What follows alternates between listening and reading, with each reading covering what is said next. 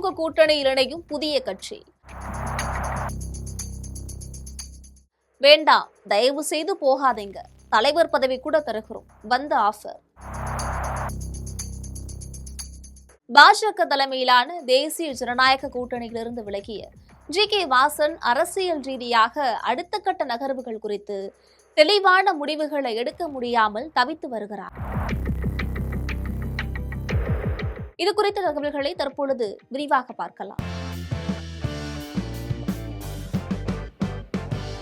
சமீபத்துல கட்சியின் செயற்குழுவை கூட்டி விவாதித்த ஜி.கே. வாசன் தேசிய ஜனநாயக கூட்டணியிலிருந்து விலகும் அறிவிப்பை வெளியிட்டிருந்தார். கூட்டணியிலிருந்து விலகிவிட்டோம், அடுத்து நமது அரசியல் என்ன என மாநில நிர்வாகிகள் கேட்கக்கூடிய சந்தேகங்களுக்கு வாசனிடம் எந்த ஒரு பதிலும் கிடையாது. இதனால தமாக தொண்டர்கள் எந்த திசையை நோக்கி அரசியல் செய்வது என தெரியாமல் தவித்து வருகின்றனர். இந்த நிலையில தனக்கு நம்பிக்கைக்குரிய தமாகவின் மாநில நிர்வாகிகள் மற்றும் மாவட்ட தலைவர்கள் ஒவ்வொருவரிடமும் போன் போட்டு தனிப்பட்ட முறையில விசாரிச்சுட்டு இருக்கிறாரு ஜி.கே. வாசன்.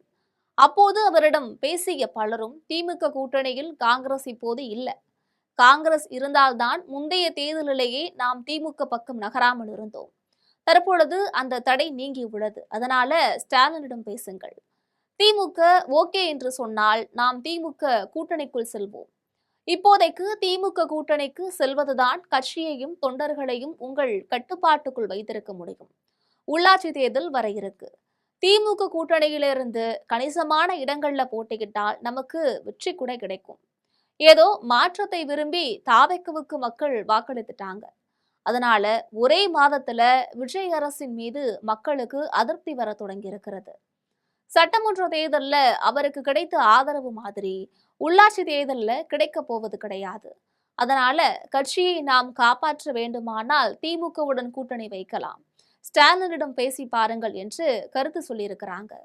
ஜி.கே. வாசனும் இது சரிவருமா என யோசிச்சுட்டு இருக்காரு.